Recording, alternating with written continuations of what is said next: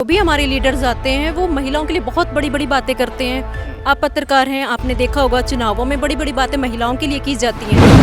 13 तारीख के गांव के खेतों में ही उसकी लाश मिलती है, और क्योंकि जिस तरह उसकी गर्दन कटी हुई है, जिस तरह से उसका पूरा चेहरा खराब मिला है। और सवाल यहाँ पर यह है कि अगर रेप नहीं हुआ है लेकिन मर्डर हुआ तो है, कहा जाता है कि हम महिलाओं की सुरक्षा के लिए ये कदम उठाएंगे, वो कदम उनकी मृत्यु के बाद क्यों उठाया जाता है। तो बहुत से ऐसे रेप केसेस हैं जो अगर हम लिस्ट बनाए सर तो एक पूरी किताब छप सकती है।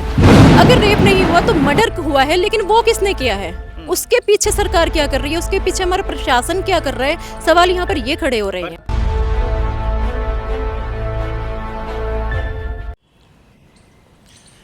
ਸਤਿ ਸ਼੍ਰੀ ਅਕਾਲ ਜੀ, ਮੈਂ ਤੁਹਾਡੇ ਨਾਲ ਸੋਨੂ ਜਾਂਸਲਾ ਤੇ ਤੁਸੀਂ ਦੇਖ ਰਹੇ ਹੋ ਫਰੀडम ਟੀਵੀ। ਅਕਸਰ ਹੀ ਦੇਖਿਆ ਜਾਂਦਾ ਹਿੰਦੁਸਤਾਨ ਦੇ ਵਿੱਚ ਇਦਾਂ ਦੇ ਕੇਸ ਆਉਂਦੇ ਨੇ ਜਿੱਥੇ ਕੁੜੀਆਂ ਦੇ ਨਾਲ ਰੇਪ ਹੁੰਦਾ ਹੈ, ਕਤਲ ਕਰ ਦਿੱਤਾ ਜਾਂਦਾ ਹੈ ਤੇ ਬਾਅਦ ਦੇ ਵਿੱਚ ਕਿਤੇ ਨਾ ਕਿਤੇ ਕੇਸ ਨੂੰ ਦਬਾਉਣ ਦੀ ਵੀ ਕੋਸ਼ਿਸ਼ ਕੀਤੀ ਜਾਂਦੀ ਹੈ। ਸੋ ਹੁਣ ਇੱਕ ਹਰਿਆਣਾ ਤੋਂ ਕੇਸ ਸਾਹਮਣੇ ਆਇਆ, ਜਿਸ ਤਰੀਕੇ ਦੇ ਨਾਲ ਇੱਕ ਟੀਚਰ ਮਨੀਸ਼ਾ ਨਾਂ ਦੀ ਲੜਕੀ 11 ਤਰੀਕ ਨੂੰ ਨਰਸਿੰਗ ਦਾ ਕੋਰਸ ਕਰਨ ਜਾਂਦੀ ਹੈ ਜਾਂ ਐਡਮਿਸ਼ਨ ਕਰਨ ਜਾਂਦੀ ਹੈ, ਪਰ ਬਾਅਦ ਦੇ ਵਿੱਚ ਭੇਦ ਭਰੇ ਹਾਲਾਤਾਂ ਦੇ ਵਿੱਚ ਉਹਨਾਂ ਦੀ ਡੈੱਡ ਬੋਡੀ ਮਿਲਦੀ ਹੈ। ਵੱਡੇ ਅਫਸਰ IPS ਦੇ ਲੈਵਲ ਤੇ ਉਹਨਾਂ ਨੂੰ ਸਸਪੈਂਡ ਵੀ ਕੀਤਾ ਜਾਂਦਾ ਹੈ। ਹਾਲਾਂਕਿ ਇਸ ਕੇਸ ਦੇ ਵਿੱਚ ਪੂਰਾ ਕੀ ਹੈ ਅਸੀਂ ਜਾਣਨ ਦੀ ਕੋਸ਼ਿਸ਼ ਕਰਾਂਗੇ। ਸਾਡੇ ਨਾਲ ਪੱਤਰਕਾਰ ਸ਼ਨਾਇਆ ਜੀ ਸਾਡੇ ਨਾਲ ਨੇ, ਸੋ ਪੂਰੀ ਗੱਲਬਾਤ ਕਰਦੇ। ਮੈਮ ਸਤਿ ਸ਼੍ਰੀ ਅਕਾਲ। नमस्कार सर, सबसे पहले तो मैं आपका धन्यवाद करूंगी कि आपने ये टॉपिक उठाया है। वैसे सारी मीडिया उठा रही है लेकिन फ्रीडम आया है हम तक, तो सर मैं यही कहना चाहूँगी कि जैसे आजकल देश में लड़कियों के साथ हो रहा है, कहीं ना कहीं तो सर सोचने की ज़रूरत है। हमारे लीडर्स, मैं किसी पार्टी का नाम नहीं लूँगी, लेकिन जो भी हमारे लीडर्स आते हैं वो महिलाओं के लिए बहुत बड़ी बड़ी बातें करते हैं। आप पत्रकार हैं, आपने देखा होगा चुनावों में बड़ी बड़ी बातें महिलाओं के लिए की जाती हैं।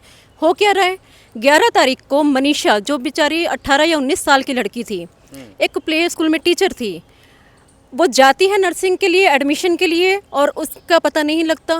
11 तारीख को शाम को जो उसके परिजन हैं वो परेशान हो जाते हैं, ना 11 में पता लगता है ना 12 में पता लगता है। 13 तारीख के गांव के खेतों में ही उसकी लाश मिलती है, और लाश की जो कंडीशन बताई जा रही है, मतलब मैं एज ए फीमेल मैं सोच के काम जाती हूँ कि क्या उस बच्ची पे गुजरी होगी। क्योंकि सर उसका बताया गया है, जहाँ तक मुझे नॉलेज है, जहाँ तक हमें जानकारी है, कि लगभग 30 सेंटीमीटर गला कटा हुआ था।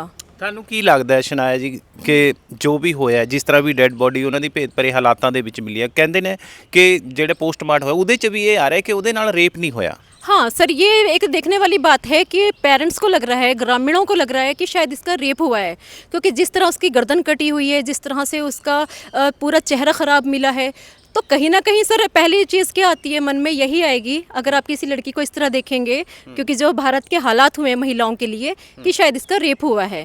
लेकिन जब उसका पोस्टमार्टम किया गया सिविल हॉस्पिटल में तो उसमें रेप की पुष्टि नहीं हुई। डॉक्टर्स के पैनल ने बोला कि जी रेप नहीं हुआ है। पेरेंट्स के कहने पर, उनके धरना देने पर, उनका रोष प्रदर्शन करने पर दोबारा भी पोस्टमार्टम किया गया, जो कि रोहतक PGI में बताया जा रहा किया गया, तो वहाँ पर भी रेप की पुष्टि नहीं हुई। पर सवाल यहाँ पर यह है कि अगर रेप नहीं हुआ है लेकिन मर्डर हुआ तो है। लेकिन अगर अभी मैं आपको ताज़ा अपडेट बताऊँ तो कहा जा रहा है कि जी 18 अगस्त को एक सुसाइड नोट मिला है, और जो पोस्टमार्टम हुआ है उसमें एक कीटनाशक उसके शरीर में मिला है।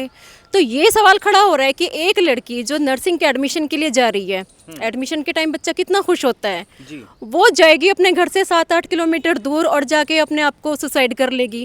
एक तरीका तो करेगी ना अगर सुसाइड भी उसे करना है, लेकिन उसका गला कटा होना, उसका इस तरह से शत विशत चेहरा होना, ये बड़े सवाल खड़े कर रहा है।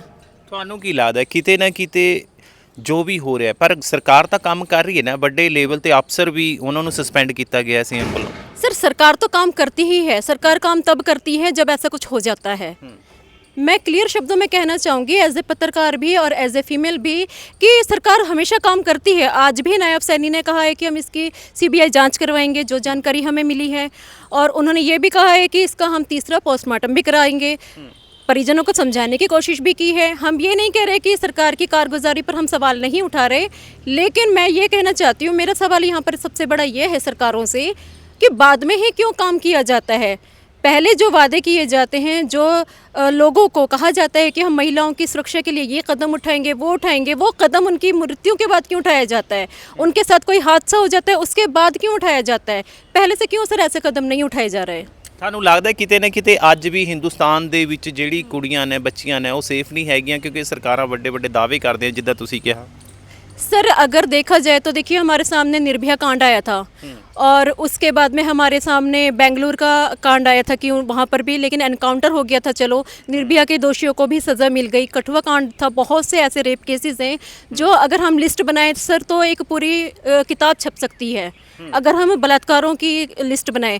लेकिन यहाँ पर मामला ये हो रहा है कि यहाँ पर जो महिलाओं की सुरक्षा है उस पर बड़े सवाल खड़े हो जाते हैं। अगर मनीषा का रेप नहीं भी हुआ क्योंकि डॉक्टर्स ने बोला है, डॉक्टर्स के पैनल कह रहे हैं कि रेप नहीं हुआ और डॉक्टर्स हमारे क्वालिफाइड हैं, है ना। अगर रेप नहीं हुआ तो मर्डर हुआ है, लेकिन वो किसने किया है, उसके पीछे सरकार क्या कर रही है, उसके पीछे हमारा प्रशासन क्या कर रहा है। सवाल यहाँ पर ये खड़े हो रहे ਪਰ हैं। ਤੁਸੀਂ ਆਪਾਂ ਇਹ ਵੀ ਦੇਖਿਆ ਨਾ ਕਹਿੰਦੇ ਕਿ ਸੁਸਾਈਡ ਨੋਟਸ ਵੀ ਮਿਲਿਆ ਨੋਟ ਮਿਲਿਆ ਹੈ ਨਾ ਉਹਦੇ ਵਿੱਚ ਕੀ ਆਇਆ ਸਾਹਮਣੇ ਤੁਹਾਨੂੰ ਕੀ ਲੱਗਦਾ ਕਿ ਜੋ ਉਹਨਾਂ ਨੂੰ ਨੋਟ ਮਿਲਿਆ ਉਹ ਤੋਂ ਕੀ ਨਿਕਲ ਕੇ ਆ ਸਕਦਾ ਸਾਹਮਣੇ। सर सुसाइड नोट को अभी जनतक तो नहीं किया गया जहाँ तक मुझे पता है। उसमें नहीं पता हमें कि क्या लिखा है मनीषा ने अगर वो लिखा है। लेकिन सुसाइड नोट को लेकर भी ग्रामीण जो है एक सवाल उठा रहे हैं वहाँ के। वो कह रहे हैं कि अगर सुसाइड नोट मिला है तो 13 तारीख को मनीषा की लाश मिली थी। सुसाइड नोट आपको उसके कई दिन बाद कैसे मिल सकता है। कहीं किसी को बचाने की कोशिश तो नहीं की जा रही। कहीं इस चीज़ को ये हत्या हो मर्डर हो और इसको सुसाइड का नाम देने की कोशिश तो नहीं की जा रही। बहुत बड़े बड़े सवाल हैं। बहुत ज़्यादा यहाँ पर सवाल खड़े हो गए हैं। ग्रामीणों ने पहले कल उनके जो पेरेंट्स थे मनीषा के उन्होंने कह दिया था ठीक है हम इसका दाह संस्कार कर देंगे। लेकिन अब लेटेस्ट ये आया कि ग्रामीणों ने कहा कि नहीं जी हम नहीं होने देंगे। जिसके बाद सीएम को सामने आके कहना पड़ा कि मैं सीबीआई जांच के लिए भी तैयार हूँ, सीबीआई जांच करवाएंगे हम इस केस की और पोस्टमार्टम भी तीसरी बार किया जाएगा। बट सुसाइड नोट पे सर सवाल तो खड़े हो रहे हैं। 5 दिन वो सुसाइड नोट कहाँ था। ਜਿੱਦਾਂ ਤੁਸੀਂ ਕੱਲ ਕਹੀ ਹੈ ਕਿ ਬਾਅਦ ਦੇ ਵਿੱਚ ਹੀ ਕਿ ਉਹ ਔਰਤਾਂ ਦੇ ਲਈ ਸਰਕਾਰਾਂ ਖੜ੍ਹਦੀਆਂ ਨੇ ਤੁਹਾਨੂੰ ਕੀ ਲੱਗਦਾ ਹੈ ਕਿ ਕੀ ਸਰਕਾਰਾਂ ਨੂੰ ਕਰਨਾ ਚਾਹੀਦਾ ਹੈ ਕਿ ਇਦਾਂ ਦੇ ਕੇਸ ਨਾ ਆਉਣ ਸਾਹਮਣੇ ਜਿੰਨਾ ਮਰਜ਼ੀ ਯਾਨੀ ਸਰਕਾਰਾਂ ਉਹ ਕਰ ਲੈਣ ਸਕੰਜਾ ਕੱਸ ਲੈਣ ਪਰ ਕਿਤੇ ਨਾ ਕਿਤੇ ਅੱਜ ਵੀ ਸੈਂਕੜੇ ਹੀ ਰੇਪ ਹੋ ਰਹੇ ਨੇ ਕਤਲ ਹੋ ਰਹੇ ਨੇ।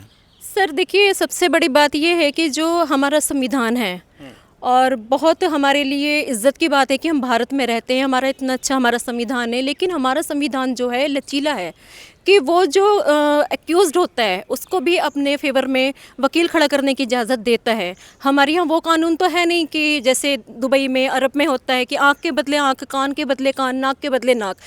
लेकिन फिर भी कोशिश ये की जाती है जैसे निर्भया कांड में हुआ फांसी दी गई।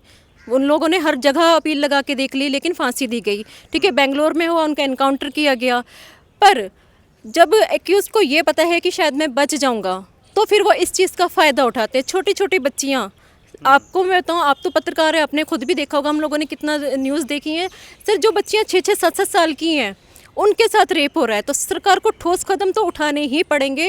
ठोस कदम इन द सेंस ये नहीं हम कह रहे कि आप संविधान से ऊपर चले जाइए लेकिन हम ये कह रहे हैं कि कुछ ऐसा कीजिए कि सामने वाला रेप करने से पहले 100 बार सोचे कि ये मैंने क्या किया है। So thank you so much ਤੁਸੀਂ ਆਪਦਾ ਕੀਮਤੀ ਸਮਾਂ ਦਿੱਤਾ। ਸੋ ਇਹ ਸੀ ਜੀ ਆਪਣੇ ਨਾਲ ਪੱਤਰਕਾਰ ਸ਼ਨਾਇਆ ਜਿਨ੍ਹਾਂ ਨਾਲ ਗੱਲਬਾਤ ਕੀਤੀ। ਸੋ ਤੁਸੀਂ ਕੀ ਕਹਿਣਾ ਚਾਹੁੰਦੇ ਹੋ ਇਸ ਦੇ ਬਾਰੇ ਮਨੀਸ਼ਾ ਕੇਸ ਬਾਰੇ। ਸੋ ਆਪਦੇ ਕਮੈਂਟ ਕਰਕੇ ਵਿਚਾਰ ਜ਼ਰੂਰ ਸਾਂਝੇ ਕਰੋ। ਕਿਤੇ ਨਾ ਕਿਤੇ ਅੱਜ ਸੋਚਣ ਦਾ ਵਿਸ਼ਾ ਹੈ ਕਿਉਂਕਿ ਹਿੰਦੁਸਤਾਨ ਦੇ ਵਿੱਚ ਬਹੁਤ ਸਾਰੇ ਇੱਦਾਂ ਦੇ ਕੇਸ ਆਉਂਦੇ ਨੇ ਜਿੱਥੇ ਅੱਜ ਵੀ ਕੁੜੀਆਂ ਸੇਫ ਨਹੀਂ ਹੈ। ਸੋ ਆਪਦੇ ਵਿਚਾਰ ਜ਼ਰੂਰ ਸਾਂਝੇ ਕਰੋ। ਜਿਨ੍ਹਾਂ ਨੇ ਫਰੀडम TV ਨੂੰ ਹਜੇ ਤੱਕ ਸਬਸਕ੍ਰਾਈਬ ਨਹੀਂ ਕੀਤਾ ਸਬਸਕ੍ਰਾਈਬ ਜ਼ਰੂਰ ਕਰ ਲਓ। ਮਿਲਾਂਗੇ ਅਗਲੀ ਵੀਡੀਓ ਦੇ ਵਿੱਚ। ਦਿਓ ਇਜਾਜ਼ਤ। ਮੇਰੇ ਸਹਿਯੋਗੀ ਗੁਰਪ੍ਰੀਤ ਥੂਆ ਦੇ ਨਾਲ ਸੋਨੂੰ ਜਾਂਸਲਾ ਦੀ ਰਿਪੋਰਟ ਚੰਡੀਗੜ੍ਹ।